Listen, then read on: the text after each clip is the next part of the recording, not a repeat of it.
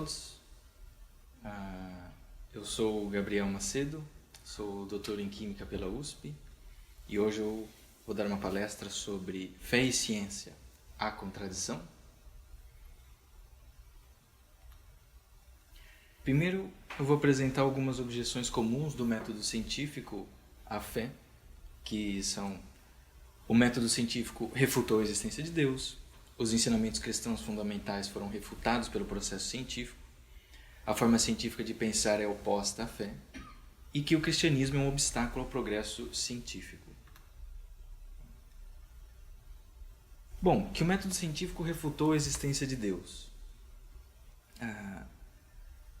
Primeiro, o que a gente pode pensar é que Deus ele é a fonte de tudo quanto existe, incluindo a razão humana, como a fé, revelada pelo próprio Deus.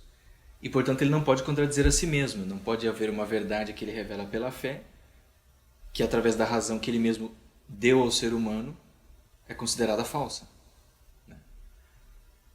E a unidade da verdade. Então, se há algo de verdadeiro na fé, a razão não pode ser contrária àquilo e vice-versa. Se há algo de verdadeiro na razão, a fé não pode contradizer a razão, porque tem uma unidade fundamental da verdade. Ou seja, verdade não contradiz verdade. Então já fica impossível que o método científico, ou mais fundamentalmente a razão humana, tenha refutado a existência de Deus. E para além disso, nós sabemos que Deus é espírito. Ele é sobrenatural, ele está para além do mundo natural. E, portanto, nenhum método de investigação do mundo natural, que utiliza de meios naturais, ou numa outra linguagem, de meios materiais de investigação, ele pode botar Deus à prova. É impossível, porque ele está para além desse mundo. Ele não é natural, vamos dizer, ele é sobrenatural. E aí a gente tem a diferença entre o Criador e o criado. O Criador, ele não pode ser submetido às mesmas regras do que ele criou. Ele está para além do que ele criou. Então, a primeira objeção já cai por terra. Segunda objeção, os ensinamentos cristãos fundamentais foram refutados pelo processo científico. Então, ele vai dizer, por exemplo, o embate entre o Big Bang e a criação de Deus do universo. A criação que Deus fez do universo. Tentando opor as duas visões, como sendo incompatíveis. Mas não há conflito, porque nós estamos falando de planos diferentes de realidade, quando falamos do Big Bang e da criação do mundo. Deus criando o universo, ele é uma resposta teológica à pergunta de cunho filosófico e teológico também: por que algo existe e não o nada? Pergunta: por que as coisas vieram a existir e não simplesmente não existe nada? Era só o nada. A resposta a essa pergunta é a criação que Deus fez do universo. Porque Deus quis criar o universo e Ele revelou para nós que Ele criou. É uma resposta a essa pergunta. Agora, o Big Bang não é uma resposta da pergunta por que existe o universo ou não. O Big Bang ele é uma busca da explicação da expansão e do desenvolvimento do universo no início do tempo. Na origem. Mas não uma explicação de por que houve o tempo ou não, por que houve o mundo ou não. Então nós estamos em planos diferentes. Portanto, não dá para opor o Big Bang à criação de Deus, ao ensinamento cristão, da criação que Deus fez do universo. Então também, os ensinamentos cristãos fundamentais não são refutados pelo processo científico ou pelas teorias científicas, não necessariamente. Terceira, a forma científica de pensar é oposta à fé. Bom, isso aqui é mais de um caráter psicológico, querendo dizer que não há como conciliar o pensamento científico com o pensamento da fé, com o modo que você procede mentalmente pela fé e pelo método científico.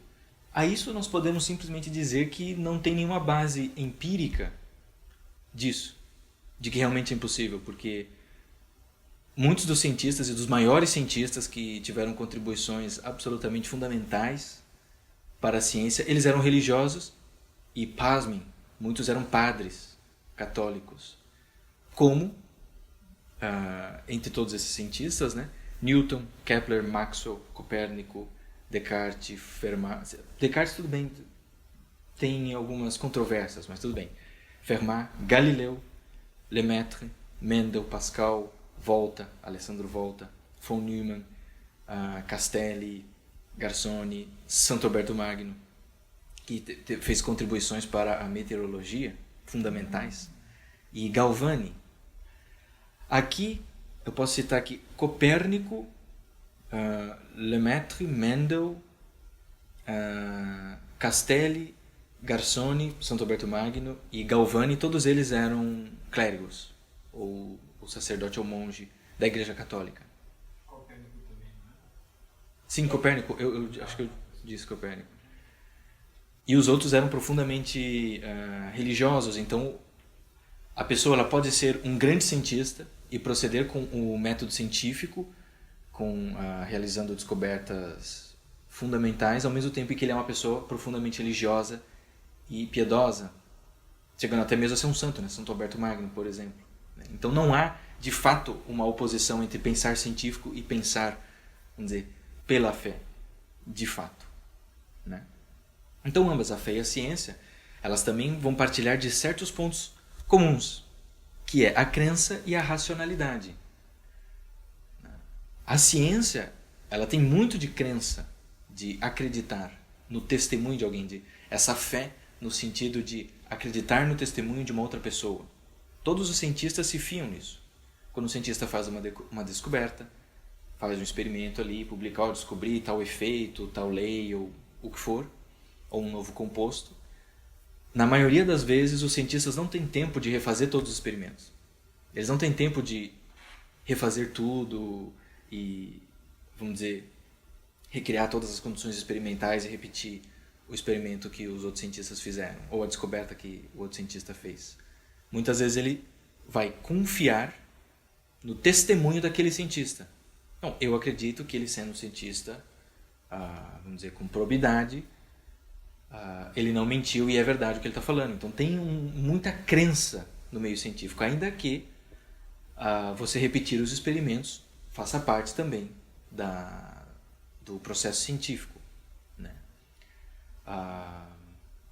E que haja muita fraude e essas coisas no meio científico, mas existe sim um elemento de crença, um elemento de fé. E na fé também existe um elemento de racionalidade, né? Deus não nos quer acreditando, sendo simplesmente, né, burros assim, ou não sabendo fazer contas, né? A fé, como a gente vê em toda a teologia, ela vai vamos dizer, se basear e se embasar muito na filosofia, na lógica, na dialética, né? Deus não faz nada, vamos dizer assim, Deus não pode refutar os princípios da lógica, né? Ele não pode fazer isso. Então, ou seja, tanto fé quanto ciência vão ter um pouco uma da outra, entre aspas, vamos dizer assim, nesse sentido que eu coloquei aqui, né? Então também não é verdade que o pensar científico é diferente do pensar da fé. Bom, a última objeção: o cristianismo é um obstáculo ao progresso científico, né? Bom, aí a gente pode só citar que a criação das universidades no Ocidente foi feita pela Igreja Católica, a preservação e os estudos dos filósofos antigos, pagãos, inclusive, foi feito nos monastérios dentro da Igreja Católica. E, como eu já falei no slide anterior, as contribuições dos padres católicos à ciência. Então, sim, também não faz sentido dizer que o cristianismo... E geralmente cristianismo não é só cristianismo no geral, quem acredita em Cristo, mas geralmente é sempre voltado contra a Igreja Católica especificamente, né? Então não é muito verdade que a Igreja Católica é oposta ao progresso científico, né? Como se ela não o desejasse, ou pelo contrário, nem o promovesse, né? A prova são todas as universidades, as maiores do mundo. Parece que o maior observatório do mundo é do Vaticano. Também. Astronômico. Né? Enfim, aí também cai por terra esse argumento. Bom, agora vou falar sobre alguns erros a respeito da fé e da razão. Podemos citar 3. O ceticismo, o fideísmo e a fé subjetiva. Vamos lá. Bom, primeiro é o ceticismo, que diz que a fé é irracional, ela não é provada e a ciência já refutou a fé. Né? O que a gente já viu que não é verdade. Né? A ciência ela não pode refutar Deus, não pode submeter Deus à prova, etc. Né? Mas enfim. O segundo, o fideísmo, ele já é exatamente o oposto. Ele vai dizer, bom, sim, a fé contradiz a razão. Mas nós vamos ficar com a fé e não nos preocupamos com o que a razão ou a ciência tem a dizer. Né? É a posição exatamente oposta. E a fé como subjetiva é como se ela fosse algo pessoal, interior, ela só é verdade para mim. Né? E nenhuma dessas concepções ela é católica. Né?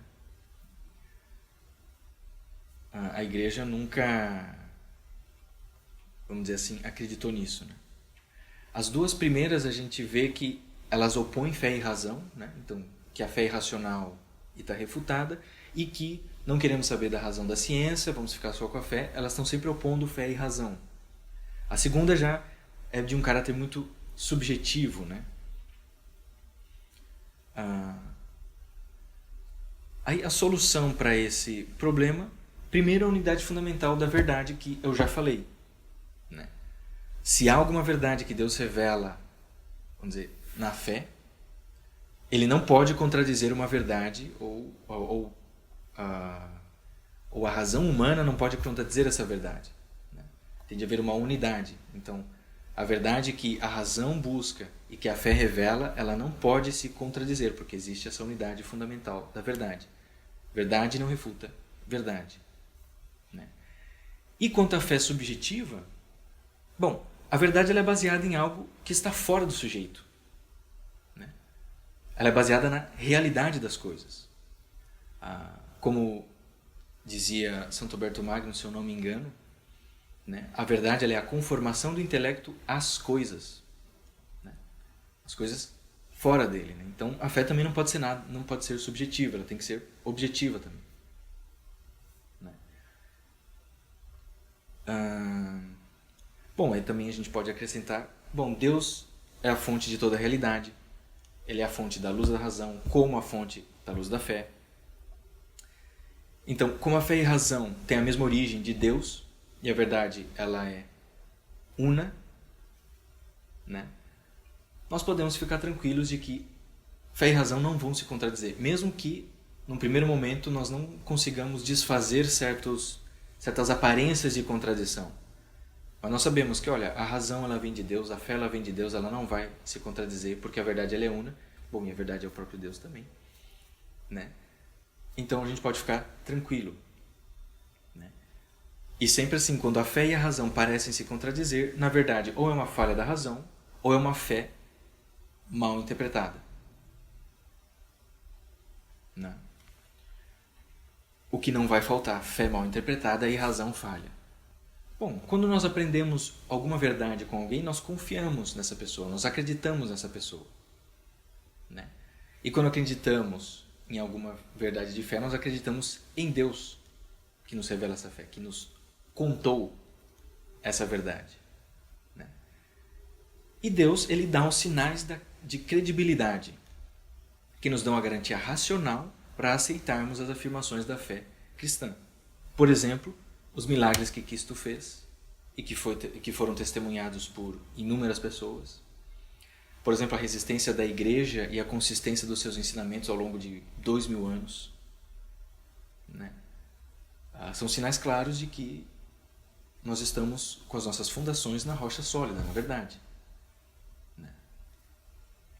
E que isso tudo dá testemunho de que, sim, a fé que Deus nos deu não é mentira. São sinais da credibilidade. Podemos acreditar. A igreja persiste como ele prometeu que persistiria. Né?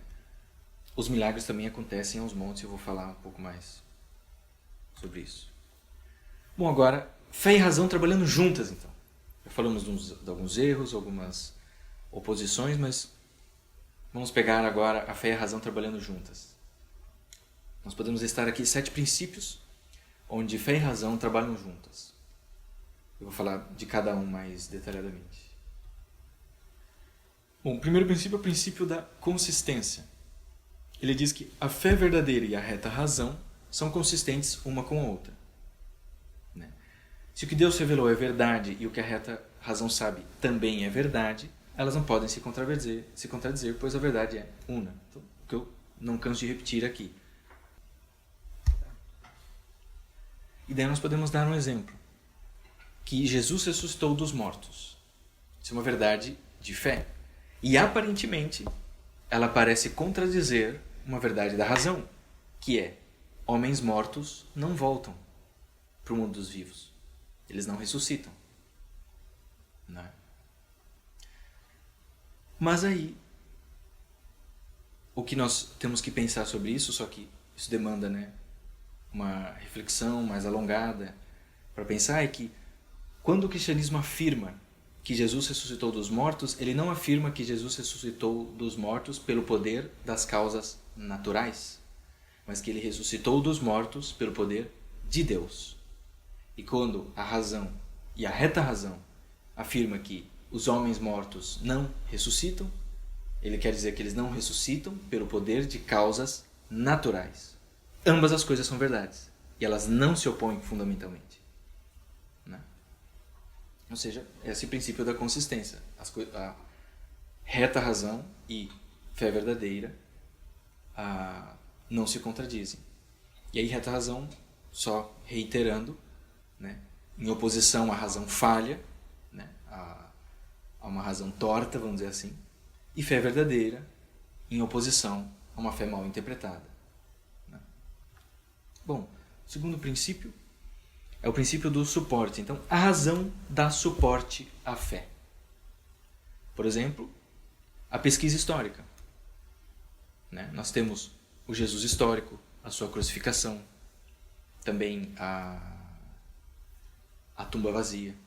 Então, é a reta razão dando suporte à fé, falando: sim, existiu uma figura de um Jesus histórico, sim, ele foi crucificado. Isso tudo é provado pela ciência histórica. E isso, claro, dá suporte à fé, porque a gente fala: então existiu mesmo. Né?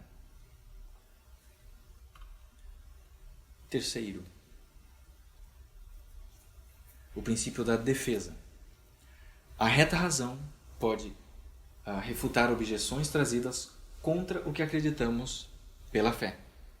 Por exemplo, alguém pode chegar com uma objeção dizendo que Deus não pode ser trino, porque 1 mais 1 mais 1 é 3 e não 1. Né? Parece uma refutação de criança, né? Assim, uma coisa... Enfim. Mas aí, a reta razão vem em defesa da fé e ela diz que, pera lá, nós estamos cometendo um erro de categorias. Né?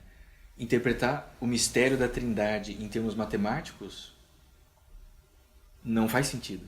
Nós não estamos falando da mesma coisa no mesmo nível. Né? As pessoas da Trindade, elas são divinas e, portanto, elas não estão sujeitas aos limites das coisas criadas. Como eu também já falei, a diferença entre o Criador e o universo criado. Né? Quarto princípio. O princípio do serviço. Então, a reta razão pode descobrir muitas verdades que servem para compreender o que Deus revelou. Por exemplo, pegamos ali alguns mistérios da fé. Então, a Trindade de Deus, de que Jesus é a terceira pessoa, Filho eterno de Deus, encarnado, que existem os 7 sacramentos. A segunda, desculpa, eu escrevi errado. A segunda pessoa da Trindade, e que os 7 sacramentos, e que a Eucaristia, um dos sacramentos, é a presença real de Cristo. Corpo, sangue, alma e divindade. A princípio, parecem coisas meio desconexas, né? meio jogadas, assim. Tem essa verdade, essa verdade, essa verdade. Né? Mas a reta razão, ela pode, a serviço da fé, nos ajudar a compreender melhor esses mistérios. No sentido, por exemplo, de que os meios servem para os fins. Né? É um princípio. Ou seja, a encarnação de Cristo é para a união da humanidade com a Trindade. E os 7 sacramentos, especialmente a Eucaristia, são para nos unir com Jesus Cristo.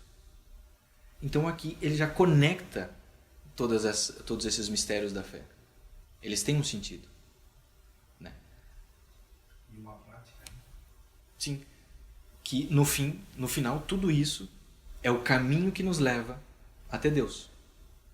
Até a vida eterna de união com Deus. E não só, tá, Deus é trino, tá, Jesus é segunda pessoa, ele encarnou, tá, Deus, nossos sacramentos, tá, existe a presença real na Eucaristia, tá. Não, tudo tem um sentido. Nós temos um caminho para ir até Deus, né? E para estar com Ele no céu, junto da Trindade, né? Então, a razão consegue nos dar esse sentido, né? Estando a serviço da fé. O 5º princípio da correção.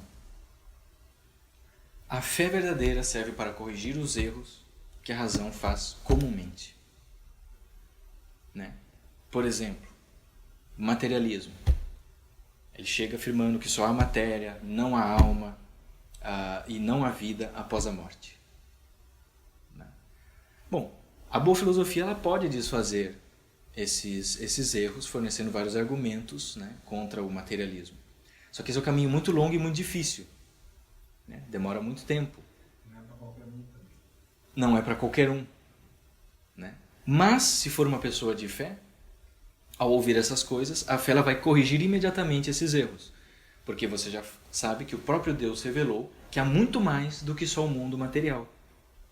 Né? Do que só matéria. E que o ser humano ele tem uma alma que é imortal e persiste após a morte. A fé corrige o materialismo. Né? Então aqui, mais uma vez, a fé vindo corrigir a razão. Ambos trabalhando juntos. Né? 5º princípio. É o 6º, perdão. O princípio sapiencial. A fé verdadeira ajuda a pessoa a ver tudo em relação a Deus. Né? Então, por exemplo, a distância da Terra em relação ao Sol. De acordo com a ciência, se a Terra fosse um pouco mais perto do Sol, ela seria quente demais para ter vida. E se ela fosse um pouco mais distante do Sol, ela seria fria demais para ter vida. Pelo menos como nós a conhecemos. Então ela está mais ou menos na distância ideal para que haja vida como nós conhecemos. Bom, a pessoa de fé, ela vai ver essa verdade científica e ela só tem uma resposta possível, que é o maravilhamento. Maravilhar-se perante a sabedoria de Deus e louvá-lo por tudo.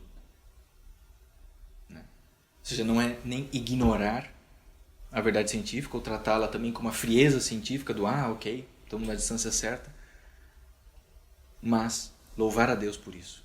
Como Deus é sábio, como Deus é bom, como Deus é grande por ter feito isso. E aí o 7º princípio, o princípio da satisfação, que a fé verdadeira provê as respostas a algumas das questões mais profundas que a razão humana já levantou, mas que ela sozinha não consegue responder. Não. Por exemplo, o que ocorre após a morte. A reta razão não consegue nos dizer o que há depois dessa vida. Mas a fé, ela traz a resposta. O juízo, o céu, o inferno. Bom, então aqui nós vimos os 7 princípios que mostram, né, onde fé e razão estão sempre trabalhando juntas. Onde uma coisa não ignora a outra, uma coisa não se opõe à outra, mas pelo contrário, elas realmente suportam uma outra, ajudam uma outra. E, digamos assim, melhora a nossa vida, né? Melhora a nossa união com Deus, né? Ou mesmo a nossa relação com as pessoas e com as coisas, com a própria ciência, né? E as questões que às vezes nos possam consumir, né? Como o que acontece após a morte, mas eu não consigo saber, mas a fé revelada te dá a resposta, né? E etc. Agora, então, nós vamos falar de uma outra parte em que fé e razão não se opõem, né? Mas uma parte muito bonita, mas onde, de certa forma, uma dá suporte à outra de uma maneira mais bela, aqui onde, justamente neste ponto, não só dos milagres eucarísticos, mas dos milagres em geral, mas eu vou falar de milagres eucarísticos aqui, especificamente, mas justamente no ponto em que, muitas vezes, o católico é colocado ou como irracional, e também como supersticioso, cheio de crendices, etc. Né? Que são os milagres. Eu vou colocar aqui não sei, eu acho que talvez os maiores milagres, os eucarísticos. Milagre de Lanciano, 750 depois de Cristo, Lanciano na Itália. Eu peguei no site, do Carlo Acutis, que ele criou sobre milagres eucarísticos. Qual que é o site dele? Miracoli... Deixa eu só... Eucaristici, né? Uhum. Miracoli Eucaristici. Sim. Bom, então vou ler aqui o relato do milagre eucarístico de Lanciano na Itália, né? Um monge sacerdote pôs em dúvida que na hóstia consagrada se encontrasse realmente o corpo e sangue de Nosso Senhor. Ao celebrar a missa e depois de proferir as palavras da consagração, viu transformar-se em carne a hóstia e em sangue o vinho. Todo esse milagre foi observado pelos presentes. A carne está ainda hoje intacta e o sangue dividido em 5 partes iguais, que pesam tanto todas juntas quanto cada uma delas. Isso é bizarro. Quer dizer assim, dividiu em 5 partes o sangue. Se tu pega cada uma individualmente e pesa, dá umas 15,80 gramas, cada uma delas individualmente. Se tu unir todas elas e pesar todas juntas, dá 15,80 gramas. Vai entender. Aí, vamos mais a fundo. Aqui nessas imagens, né? Nós temos aqui onde está guardada as relíquias, né? Uma espécie de altarzinho assim.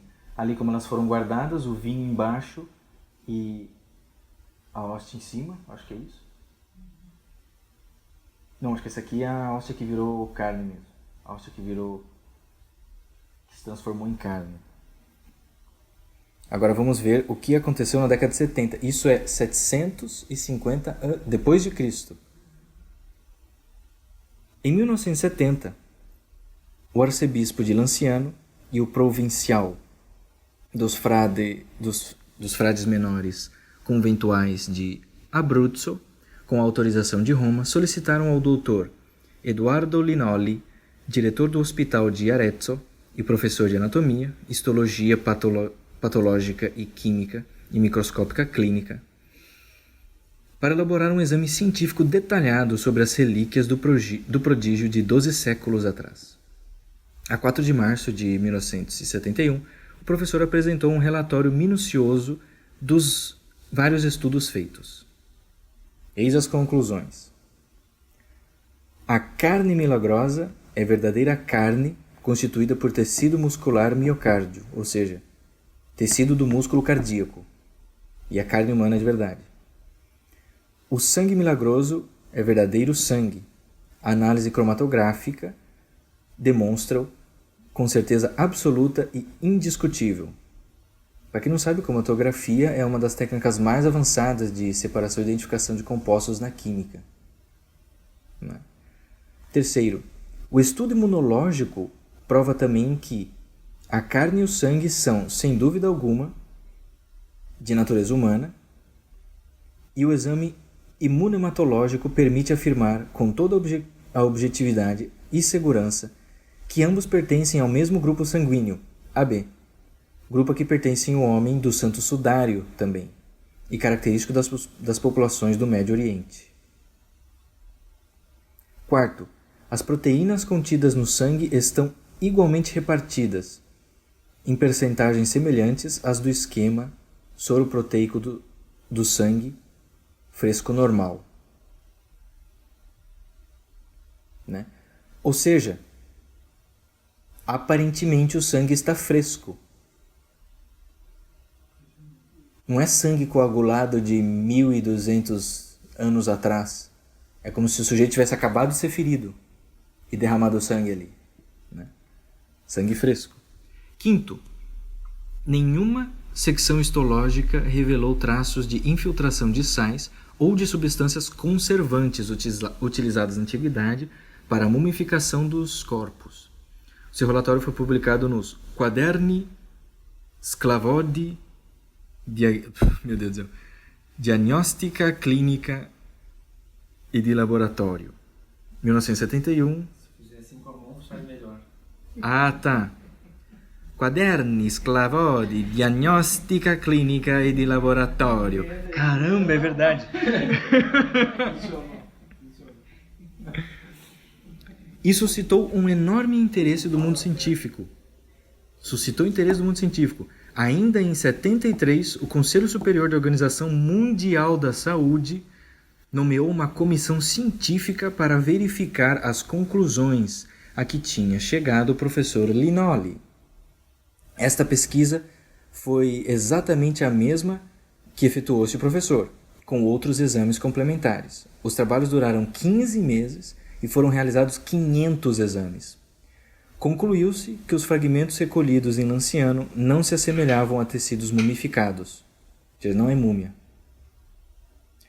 E quanto à natureza dos fragmentos da carne, a comissão declarou que se trata de um tecido vivo, porque responde rapidamente a todas as reações clínicas próprias dos seres vivos. A carne é viva. A carne e o sangue do milagre de Lanciano permanecem com as características semelhantes às recém-recolhidas por um ser humano. Este relatório das pesquisas científicas da Comissão Médica da OMS e da ONU foi publicado em dezembro de 76 em Nova York e em Genebra. Concluiu que a ciência, consciente dos seus limites, se encontra perante a real impossibilidade de dar uma explicação para este fenômeno.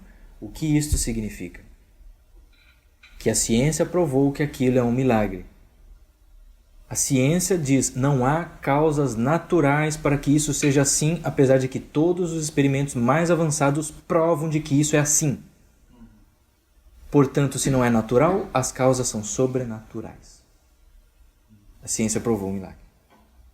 Continuando. Portanto, o sobrenatural existe nesse sentido, assim, Troca o slide. Sim. Troca o slide. Temos mais algumas. Desse milagre temos mais algumas imagens. Deixa eu ver que imagem que eu coloquei aqui. Bom, essas são algumas imagens que os cientistas fizeram, né, das pesquisas deles. Essa daqui eu acho que é vista histológica da carne, né?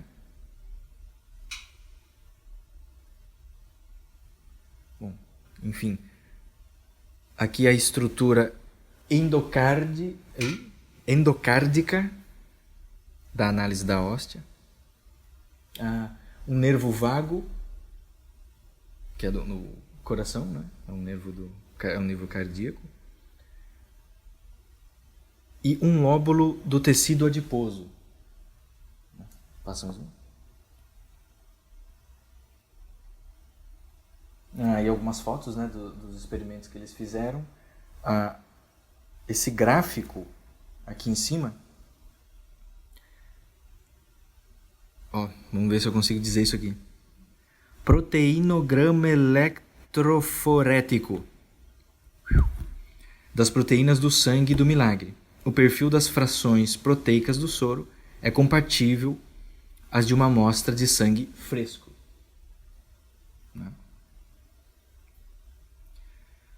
Aquele desenho ali é o... Eletroforese. essa separação dele. São os 5... Isso prova que eles estão ativos. Uhum. São da hora, no momento. Uhum. Daí ele consegue separar um elemento do outro, porque ele é fluido. Aí. Os 5 gramos de sangue vistos com uma lente de aumento. Aquele ali é do sangue, do vinho que virou sangue. No sangue do prodígio identificam-se todos os componentes presentes no sangue fresco. E milagre dos milagres, cada um dos 5 gumos pesa separadamente 15,85 gramas. E é igual todos juntos como todos separados. Isso realmente não tem como entender. Enfim.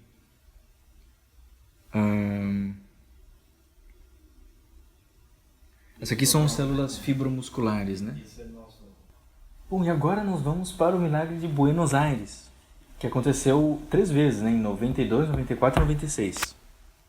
É o caso em que o ainda arcebispo Bergoglio, que viria a ser o nosso Papa Francisco, mandou analisar. Vai contar na história aqui, eu já... Essa história é um pouquinho mais longa, mas vale a pena ler o relato. Aqui são algumas imagens, né, da hóstia que virou carne, né? Aqui tá meio quadriculado, mas realmente parece um filete de carne, sabe? A imagem parece tipo... Sabe aqueles presuntos caríssimos? Que são bem escuros. Presunto Parma, que ele é bem escurão, né? Não é igual o presuntinho da nossa padaria, né? O presunto caro assim e tal, quando tu tira uma fatia, é muito semelhante assim. Tipo, é bem vermelho, né? Bem escuro, mas enfim. Na paróquia de Santa Maria de Buenos Aires ocorreram 3 milagres eucarísticos, em 92, 94 e 96. Agora, né? Ontem. O professor Ricardo Castagnon Gomes foi chamado pelo então arcebispo de Buenos Aires, o arcebispo Bergoglio, que hoje é o Papa Francisco, para analisar o milagre acontecido em 15 de agosto de 96. Né? Então, de todos esses 3 que ocorreram, foi o de 96 que... Pois é. Que foi mandado para análise, né? Então, em 1992, após a missa de sexta-feira, 1º de maio, ao preparar a reserva eucarística, o ministro da Eucaristia encontrou pedaços da hóstia consagrada no corporal. Segundo o que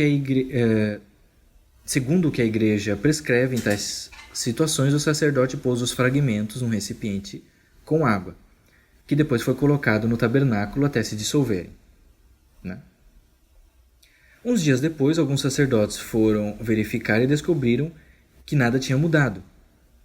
Após 7 dias, na sexta-feira, 8 de maio, o tabernáculo foi aberto e os fragmentos da hóstia tinham uma cor avermelhada que parecia sangue. No domingo seguinte, 10 de maio, durante 2 missas vespertinas, apareceram pequenas gotas de sangue nas patenas, com o qual os sacerdotes distribuíam a comunhão. No domingo 24 de julho de 94, aí já muitos anos depois, durante a missa das crianças, enquanto o ministro da Eucaristia pegava a píxide do tabernáculo, viu uma gota de sangue que escorria pela parede do mesmo. No dia 15 de agosto de 96, durante a missa da Assunção da Santíssima Virgem, uma hóstia consagrada teve de ser colocada novamente, que tinha caído no chão durante a distribuição da comunhão. Então, uma hóstia caiu no chão, o sacerdote recolheu em um recipiente para que se dissolvesse. Alguns dias depois, em 26 de agosto, um ministro da Eucaristia abriu o tabernáculo e viu que a hóstia tinha se transformado em sangue. Tinha caído no chão. Sim.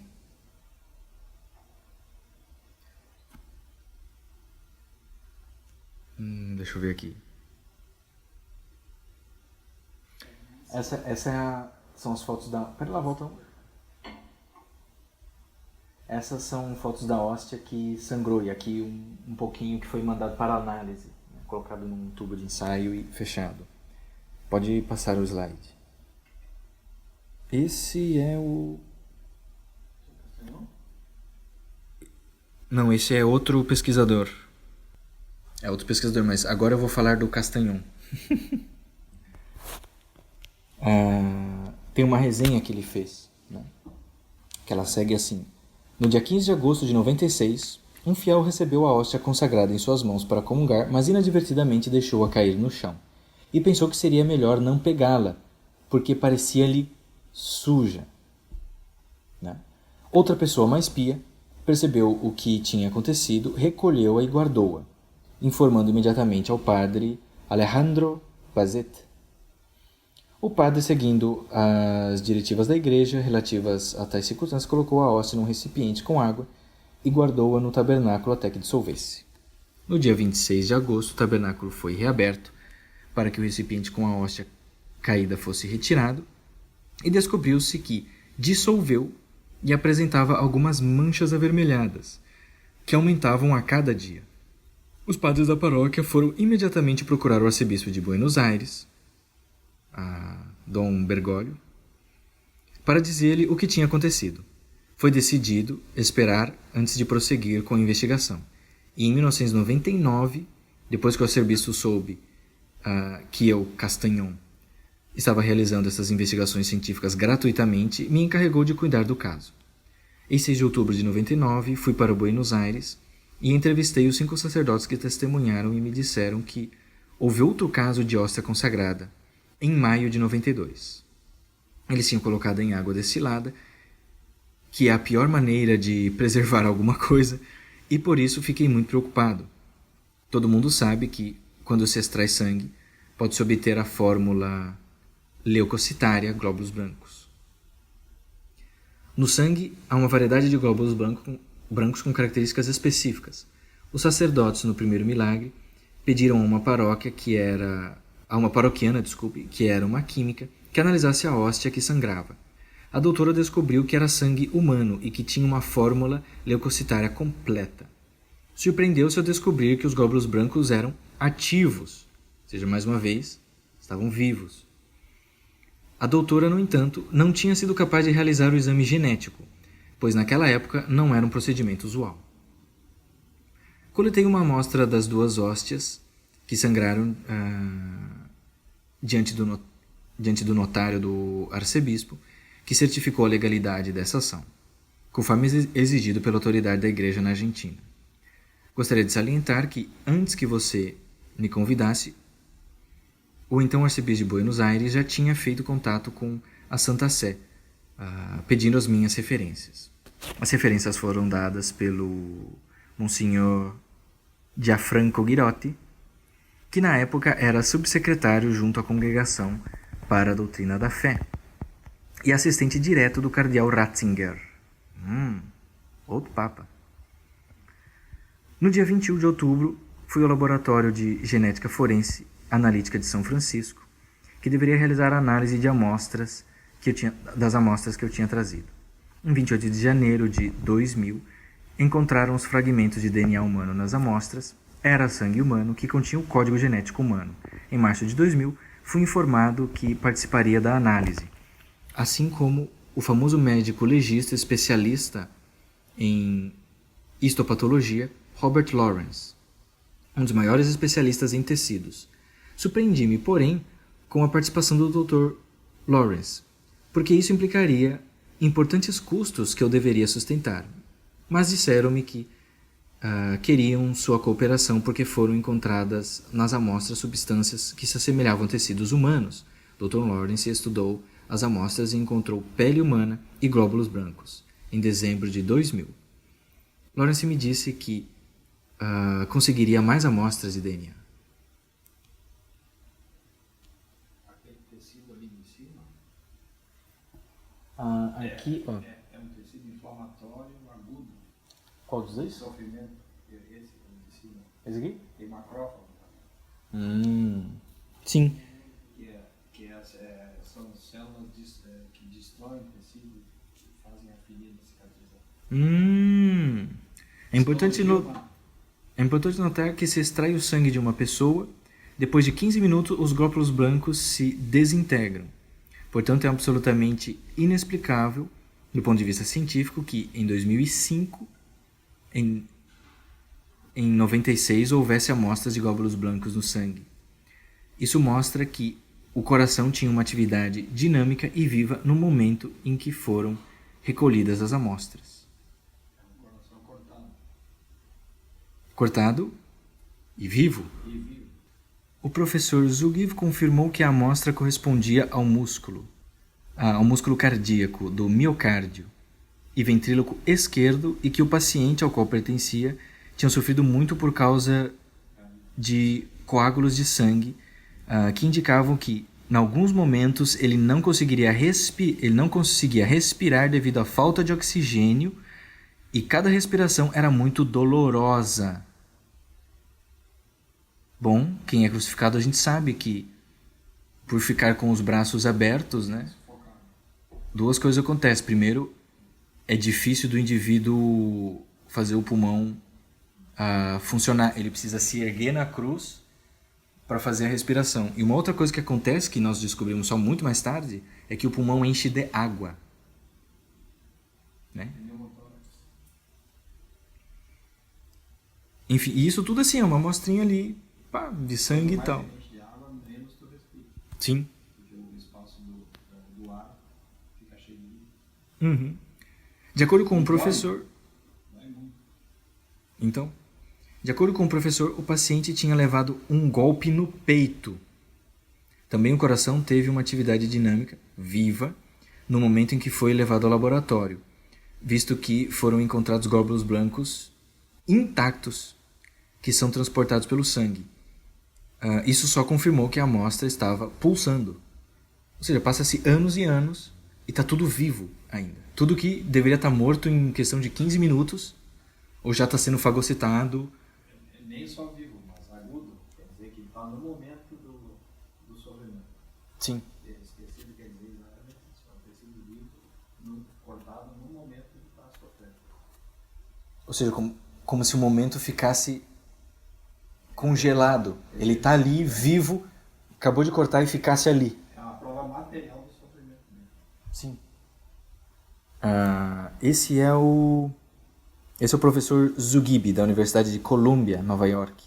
Especialista em medicina forense do coração. Ele recebeu a amostra sem saber que derivava de uma hóstia consagrada, que tinha sangrado. E aí ele fez aqui outras análises que eu vou continuar lendo o relato aqui. Em 2001, levei as minhas amostras para o professor Linoli, que identificou as células brancas e disse-me, com grande probabilidade, essas correspondiam ao tecido do coração. Os resultados obtidos das amostras eram semelhantes aos estudos realizados sobre a hóstia do milagre de Lanciano. Uma coisa não está relacionada à outra, mas confirma a outra, é parecido com a outra, que não poderia ser diferente. Em 2002, mandamos a amostra para o professor John Walker da Universidade de Sydney, na Austrália, que confirmou que as amostras tinham glóbulos brancos e células musculares intactas, e todos sabem que os glóbulos brancos fora do corpo, após 15 minutos, desintegram, e já tínhamos passado 6 anos. Em setembro de 2003, procurei o professor Robert Lawrence, que confirmou que, com as novas pesquisas, era possível concluir que a amostra podia coincidir com o tecido de um coração inflamado. Portanto, estudos tinham provado que esses tecidos eram de um coração inflamado. Isso significava que a pessoa a quem pertencia devia ter sofrido muito. Para esclarecer nossas dúvidas, no dia 2 de março de 2004, encontramos o melhor especialista em doenças do coração e medicina forense, o professor Zugibe, de Nova York, da Columbia University. O professor não sabia que a amostra era pertencente a uma hóstia. A amostra que ele me trouxe, disse o professor Zugibe, é o músculo do coração do miocárdio, exatamente. É o ventrículo esquerdo. E confirmei que meu paciente tinha sofrido muito. Então lhe perguntei, doutor, por que meu paciente sofreu muito? Ele respondeu, porque seu paciente tinha coágulos, às vezes não conseguia respirar, pois não tinha oxigênio e sofreu muito porque cada respiração era dolorosa. provavelmente levou um golpe na altura do peito. Também o coração apresenta uma atividade dinâmica, viva, no momento em que trouxe a amostra. Por quê? Lhe perguntei. Porque encontramos glóbulos brancos intactos e glóbulos brancos são transportados apenas pelo sangue. E então, se existem glóbulos brancos, é porque no momento em que o senhor me trouxe a amostra, o material estava pulsando. O professor então perguntou a quem pertencia esta amostra, e quando lhe dissemos que provinha de uma amostra consagrada, exclamou: "Não acredito!" Ficou muito impressionado. O mesmo professor mostrou-nos em um livro o caso de um paciente que apresentava as mesmas lesões semelhantes àquelas da amostra que havíamos trazido. O miocárdio é um músculo que dá vida a todo o coração e ao nosso corpo. Um teólogo com razão salientou que o fato de que tenha sido o miocárdio não foi aleatório, mas escondia um simbolismo. O Senhor, neste milagre, quis mostrar o miocárdio, que é o músculo que dá vida ao coração, assim como a Eucaristia faz com a Igreja. E por que o ventrículo esquerdo? Porque dali sai o sangue purificado, e Jesus é aquele que purifica a sua Igreja de seus pecados. É interessante, ele foi perfurado no lado direito, né? Mas é o ventrículo esquerdo que apareceu nos testes. E encaixa no simbolismo. Doutor, disse-me o professor Zugibe, no momento em que o senhor trouxe esta amostra, esse coração estava vivo. Seu relatório foi enviado em 26 de março de 2005, 5 anos e meio após o início dos estudos, e as conclusões foram as seguintes. Trata-se do tecido do coração que sofre alterações degenerativas do miocárdio, e essas alterações são devido ao fato de que as células estão inflamadas e estão relacionadas com o ventrículo esquerdo do coração. No dia 17 de março, levei os resultados ao cardeal Maria Bergoglio, o arcebispo de Buenos Aires, né? Então, esse é o relato aqui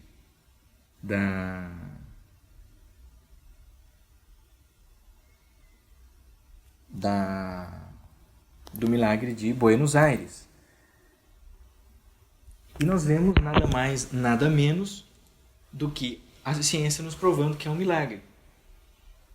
Porque depois de 10 anos praticamente, né, de 96 até 2005, é impossível qualquer sangue, qualquer amostra de sangue, os glóbulos brancos não terem morrido, não ter coagulado, não tem como tá assim, né? Mas os cientistas iam lá, faziam experimentos e, nossa, tá vivo, a amostra aqui tá pulsando, é como se tu acabou de rasgar o cara, pegou o sangue e imediatamente mandou para mim e eu fiz os testes, mas não, faz anos que a amostra foi coletada e ela tá viva. E os cientistas provaram com o método científico, com as ferramentas, os experimentos mais avançados de que a amostra era viva, era pulsante. Né? No teste cego ainda. E no teste cego. Do tipo, não, eu tenho um paciente aqui, faz o teste pra mim. Né? E você continua gravando o áudio, porque a gente Tá. sai da tela e... Não, tá. E... Enfim, acho que essa é a parte mais bonita em que fé e razão andam juntas. Né? Como vocês viram, até o próprio simbolismo. Né? Por que o miocárdio? Por que esquerdo? Esquerdo porque vem o sangue purificado. Né? O miocárdio porque é ele que dá a vida ao coração. É a parte... É o coração do coração. É tipo isso, sim. Acho que até dizem isso, que é o coração do coração. E...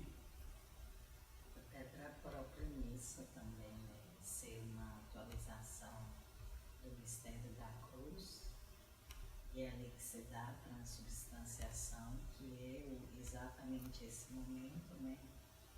E ser também toda a situação, como ele também foi narrando, né? Do momento da dor. Sim, prova que a vítima sofreu muito, estava sofrendo no momento da coleta da amostra. Problema de respiração, para respirar, como todo crucificado tem problema. E isso tudo saiu de uma hóstia. Né? E ainda é coerente com outros milagres eucarísticos, outras análises, como as análises do milagre de Lanciano. Né? Que dava o mesmo resultado. O glóbulo branco está vivo ainda, está tudo funcionando. Então, Eu acho incrível, assim, depois disso, sei lá, esse professor Zugib aí, sei lá, esse povo não se converteram, assim, daí realmente é... Ele não se converteu? Eu não sei da história dele. Não, acho que sim. Todos que participaram desses experimentos se converteram. Mas eu acho muito difícil, assim, você não se converter frente a isso, porque... Não É quer de- dizer é de- que olha só. ficaram fervorosos, mas que se converteram, se converteram. Olha só, não é nem assim. É Deus nos permitindo usar a ciência para ter uma certeza racional, objetiva e até mesmo materialista dos milagres da fé, dos mistérios da fé e do milagre que já é a Eucaristia, né? Já é um milagre, tipo, a transubstanciação já é um milagroso, né? Já é sobrenatural em si, mas ainda ela se transformar em carne para que nós vejamos aquilo e ainda Deus... E isso que eu acho mais engraçado, Deus permitiu que tudo isso fosse analisado e acontecesse. Na época em que a ciência ganha um destaque tão grande, em que as pessoas começam a dizer que a ciência é superior à religião, e vai lá e confirma a religião pela ciência, né? Sim. Não precisava, mas vai lá e vocês estão acreditando tanto na ciência, então tá, estou aqui. Uhum. E aí o que é mais engraçado, ele não só confirma o milagre eucarístico, mas ele confirma a Eucaristia. Isso aqui é interessante, né? Confirmou que sim, aquilo virou carne. E sim, é de Jesus, porque é o sujeito que sofreu, que teve perfuração no coração, sangue, que está vivo. Confirmou o catecismo, né? Confirmou o catecismo. Né? Eu acho isso muito incrível. Provavelmente no momento da perfuração da lança ainda. Uhum. Ainda estava pulsando. E... O catecismo está provado cientificamente. Pela prova científica do catecismo. Mas é claro que isso eu acho que é um ato de extrema bondade de Deus. Mas assim, mas de uma bondade, de uma grandeza, de uma humildade muito grande. Porque isso não é fé ainda, como nós entendemos, como virtude teologal. Que a fé como virtude teologal, de fato, bom, primeiro, estado de graça e orar pedindo a fé. E Deus vai infundindo a fé sobrenatural em você. E aí você acredita sem precisar de nenhum desses sinais, praticamente. Né? Só que aqui ele ainda falou, mas vamos lá. Mesmo sem a fé, eu vou confirmar a fé para vocês. Mas confirmar, assim, vocês vão confirmar a fé de vocês. Porque aqui ainda não tem nada realmente de fé sobrenatural. O cientista pode se converter e não ser fervoroso. Porque ele não pede a fé. Então ele não consegue... não consegue receber a fé como virtude teologal, né? Apesar de que ele não pode mentir o que os olhos dele verificaram. Então, tá, Deus existe, isso aí tá certo, mas fica com aquela fé meio minguada, né? Então, tipo, só para deixar isso claro, assim, né? Tipo, a razão confirmou a fé, mas a fé enquanto virtude teologal, ela deve ser pedida todos os dias. E não vai ser milagres e nem comprovações científicas de milagres que vão de fato nos dar ou crescer mesmo a nossa fé enquanto virtude teologal, eu acho. Eu acho que a gente ainda pode ter o coração muito fechado para isso, mesmo vendo essas coisas. Isso, é claro, dá um impacto, né? Uma coisa é Mas... ver o sobrenatural, que é o que eles fizeram. Outra coisa é viver o sobrenatural, porque a fé ela vem de uma forma sobrenatural. Sim, viver e acreditar. Eu vi, mas tu ainda tem que acreditar no que você viu. Até o Jesus não fala, né, no Evangelho? Ai, Betsaida, ai, não sei o quê. Se fizesse os prodígios foram feitos aqui, ali, numa cidade pagã qualquer, todo mundo teria acreditado, e vocês aí. Né? Então, ou seja, também não basta ver, ter comprovação, o experimento. Eu lembro uma vez de um amigo que ele estava convencido da existência de Deus, e daí nós estávamos em um ambiente liberal e o palestrante era ateu. E daí ele foi defender a fé e ele defendeu assim: eu sou ateu e eu admito, Santo Tomás de Aquino provou a existência de Deus. E aquilo ali, para mim, foi muito marcante, assim, porque foi justamente assim: eu estou convencido, mas eu não consigo viver isso. Uhum. Foi cômico, mas foi sincero, né? Sim, porque a fé é razão. é uma das virtudes, né? Porque é razão humana subindo até Deus. Mas ele não pegou Deus descendo até ele, que aí é a fé que Deus dá. Né? Eu também sofri uma conversão desse tipo. Né? Começa... por uma coisa intelectual, mas você ainda não abraça as coisas. Também. Mas é literalmente rezando o terço e, ou pelo menos tendo pensado na intenção de pedir a fé, que você começa a acreditar mesmo. E Deus manda, né? Porque realmente tem que ter esse encontro. A gente sobe da maneira que dá, mas principalmente a gente tem que pedir para podermos estar dignos e abertos a receber Deus que desce, né? Que infunde em nós a fé, a esperança, a caridade, ou mesmo o Deus que se encarna, né? Que desce do topo, se encarna num estábulo, né? No meio dos animais, é colocado numa manjedoura, num presépio,